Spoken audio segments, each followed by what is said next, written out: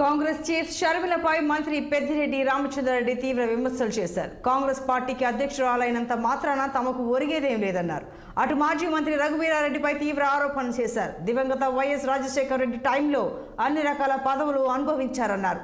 తమకున్న ప్రజాబలం, మనోధైర్యం జగన్ రెడ్డి ఇచ్చినవేనని వ్యాఖ్యానించారు. వైఎస్ఆర్ కాంగ్రెస్ పార్టీ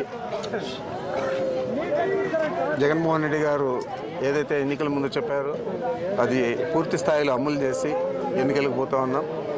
మరి మాకున్న ప్రజాబలం కానీ మాకున్న మనోధైర్యం కానీ అవన్నీ కూడా జగన్మోహన్ రెడ్డి గారు ఇచ్చినవే అని చెప్పి ప్రతి ఒక్క కార్యకర్త కూడా భావిస్తూ ఉన్నారు. ఈ తరుణంలో చంద్రబాబు నాయుడు ఇలాంటి ప్రయత్నం చేయలేకుండా ఉన్నాడు. ఎందుకంటే అతను పెట్టుబడిదారులకు కొమ్ము కాసేవాడు. మీకంతా కూడా తెలుస్తూ ఉంది. రామోజీరావు ఎలాంటి వ్యక్తి, లేకపోతే ఇంకోరు నేను చెప్పదలుచుకోలేదు.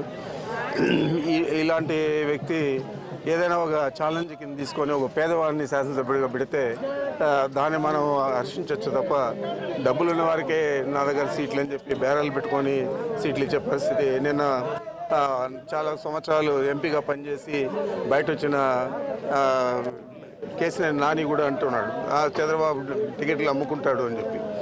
ఆ విధంగా వారు చేస్తూ ఉన్నారు. ఈ విధంగా మా నాయకుడు చేస్తూ ఉన్నాడు. మరి దీనికి తేడా మీరు గమనించగలరు. అదేవిధంగా ఈ మధ్య ఈరోజే తెలిసింది నాకు 5వ తేదీ నుంచి ఇక్కడ పిసిసి అధ్యక్షురాలు షర్మిల గారు పర్యటిస్తారని చెప్పి